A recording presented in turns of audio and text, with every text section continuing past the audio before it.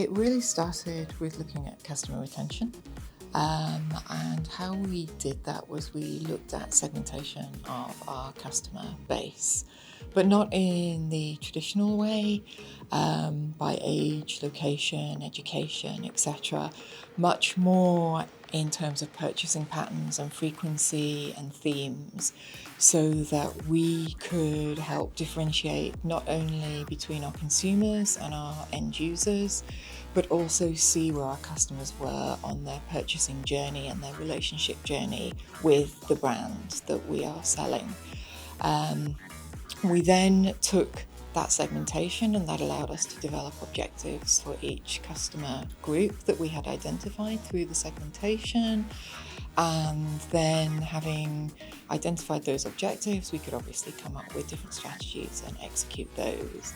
And then I think the final piece was probably about employee engagement, because when you are marketing certain messages to your customers, their experience when they actually come to interact with you has to mirror that, and that is about your employees as well as your customers.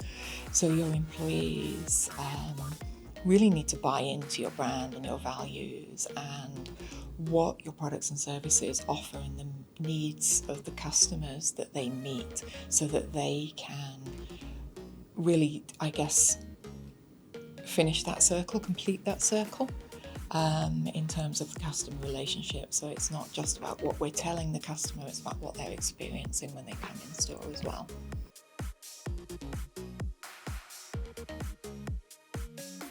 Okay, I would say key factors: know your customer, really know your customer. And retention is much harder than recruitment, even though recruitment is more expensive. But actually getting to know your customer so that you retain them through a journey with your product or your service or both. Then also, in terms of how your customer interacts with your brand, your ability to omni-channel is actually really important these days. So your customer has multiple touch points with your business, but also that your omni-channel opportunities really make it convenient for your customer. So whether that's through social media shop touch points or Google shopping or your own online store or your own physical presence, but also how you connect all those things together to make that experience better for your customer.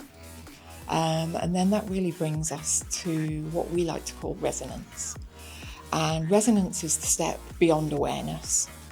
Once you're aware of a brand, if you like that brand, it's about developing your relationship with those customers at a deeper level. And we do that in a more experiential way. So we look to take it much beyond purchasing. So, for example, the types of things that we've developed over time for different customer segments: mini monthly build for children.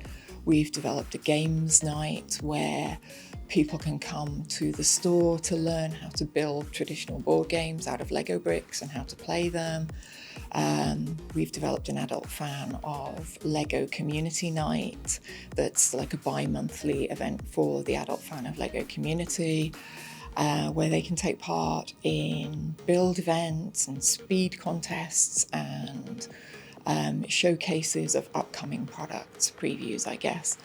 And the idea is that we're building a relationship that doesn't just rely on purchasing. We're actually building a relationship that meets their needs and their value sets by offering them things that complement the product but are additional to their purchasing a product.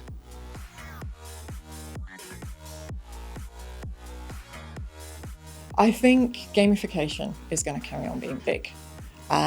Technology is developing at such a rate these days, and the way in which customers are interacting with brands through those technologies is developing and changing all the time, and customer requirements are becoming more sophisticated all the time. And gamification really allows customers to interact with your brand in fun ways, with other members of your community, to be rewarded for things like recommendations or for brand advocacy, rather than just through a purchasing relationship. So I think gamification is going to be a big one. Convenience is another big one, and there's actually been some research done in, I think it was June of this year, where they showed that the pandemic situation has actually accelerated people's need for convenience in a retail relationship.